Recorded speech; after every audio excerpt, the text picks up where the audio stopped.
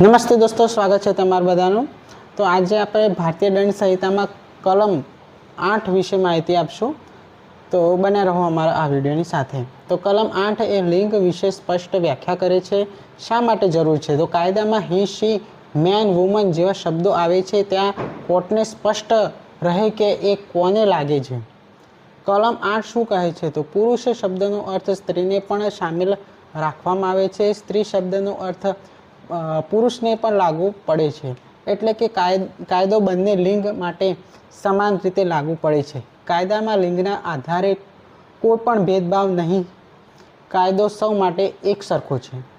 જો કોઈ કાયદામાં લખેલું હોય કે પુરુષને સજા થશે તો એ સ્ત્રીને પણ લાગુ પડે છે।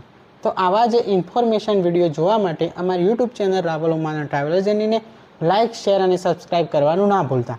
મળશું નવા વિડીયો અને રસપ્રદ વાતો સાથે। ત્યાં સુધી જય શ્રી કૃષ્ણ, જય માતાજી।